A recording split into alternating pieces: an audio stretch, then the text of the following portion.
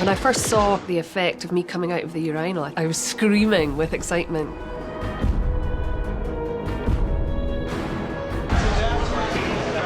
Jim's task for season 2 has been enormous. We have very, very limited amounts of time to turn around these effects. I would say the biggest challenges were to make the Terminator future familiar.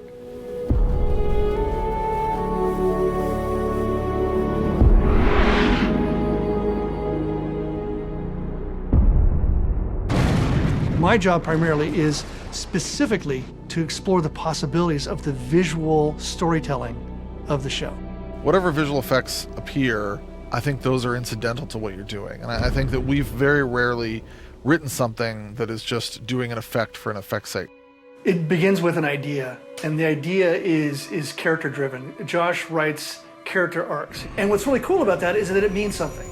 At the end of the day, you know, you can do the greatest visual effect in the world, but if it doesn't mean something emotionally to the audience, it won't have any impact. Jim Lima is a tremendous resource for our production as visual effects supervisor, and he is a deep, deep well of creative ideas. The first place all this starts is in shot design, and I start immediately with like little thumbnail sketches of what, you know, what is the story that has to happen here, and then in the process of doing that, it also becomes a blueprint of execution. These are the things we're going to need to do to be able to capture that. He's like having Leonardo da Vinci on some level in the room all the time. I'm very art and design driven, and this is something that I've always done, and it's my approach, is that, you know, I look at it as a graphic novel or animation.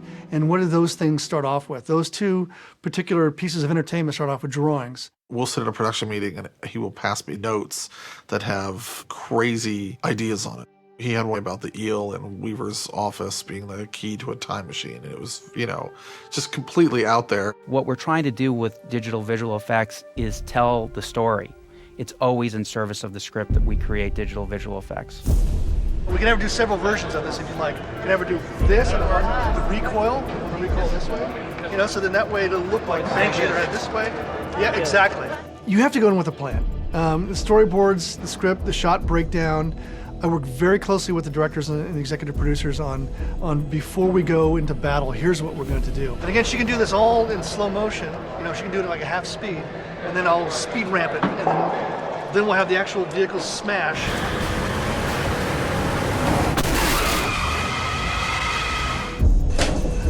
I just ease back to where.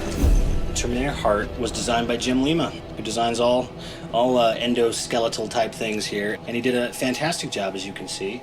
This is something he literally, during our production meeting, he sat there and sketched this and showed it to James, and he was like, yeah, I think it was cool. He's also somebody that is particularly great for us to work with in a television show because he can work so quickly. How much money do we have and how much time do we have? Those two things are caveats for everything that we do in terms of our visual effects. It's a basketball game. You have a plan, but man, you get out there and the other team starts hitting you with stuff. You have got to be able to be spontaneous and make an adjustment quickly. So on set, I will constantly rewrite the storyboards and go, oh, we should be doing it this way. Or the director sees an angle or there's a performance that suddenly none of us would have thought about. Let's go in that direction. Visual effects was... We can go to him and say, okay, Jim, we need to design an HK prototype that is also reminiscent of the California drones for episode 13, which is Earthlings Welcome Here. Now, that's not easy. It's easy for Jim. There is some sort of strange, fantastical engineering inspiration to most of the things that he creates, and it isn't. He's not just saying, here's a ray gun, or here's how we're gonna do our time machine. He wants it to have a science behind it. Here's the real world over here. In the real world, there's designers and engineers, and they design things that are manufactured and made for us to use. Cars, airplanes, bridges, things like this. In feature films, it used to be, oh, that's just Hollywoodized. But, you know, the post-Jim Cameron era is all about design things that are so rooted in reality. There's so much of reality in the DNA of that design that it could be real. It makes everything just feel more realistic, and you're not pushing it, just because it's a science fiction show, you're not pushing it to a place where it seems ridiculous. In the story of Terminator, the Sarah Connor Chronicles, things that are designed have to fit within the narrative. And so it has to be engineered, but it also has to tell a story. It has to tell a story that's either about its character or about its function. For example, the T-1001.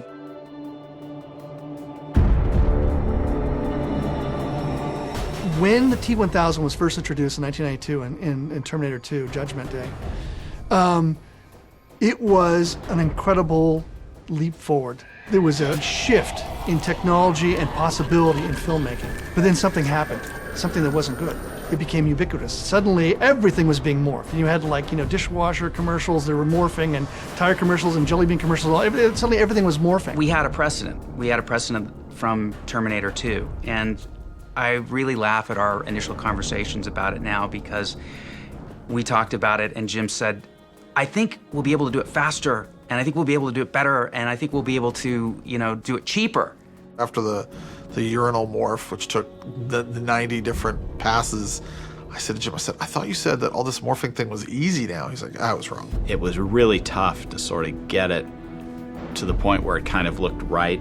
Just because you have a program that morphs something doesn't mean it ends up looking like you want it to look, especially if you're morphing things like a toilet into, Shirley Manson. It was just so cool and seemed very sort of in tune with particularly the first two Terminator movies that I was a huge fan of, and I was like, oh my god, that could have come straight out of like T1 or 2, so I was really chuffed. I think he's done an amazing job. To be the T-1000, we had to do a 3D rendering of her in various different costumes. Then, and this goes to performance and acting, she needs to act like a liquid metal Terminator and get that movement right. I became such a great actress that I actually became a urinal. It was really impressive.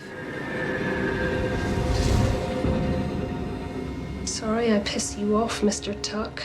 I live for pushing the visual possibilities of the technology. And the more difficult and the more complicated it is, and especially if it hasn't been done before, that's where I live. That's what I want to do. That's where I want to be. Just having a guy who can manage the visual effects side of it and also really just contributes on a story level and design level has been incredibly important. He's been here since the beginning, and he's one of the voices of the show visually, and I wouldn't really know what to do without him. Visual effects are always at the service of the story. When I design something for the show, there's a sense of dread, there's a sense of points and spikes and horror about the thing, a demonic, nightmarish, childhood fever dream vibe about it. The intent of that is to put these things into your subconscious. And that's the kind of dread that is kind of always percolating. It's in Josh's amazingly genius scripts. I like to think I also am putting that into the visual effects.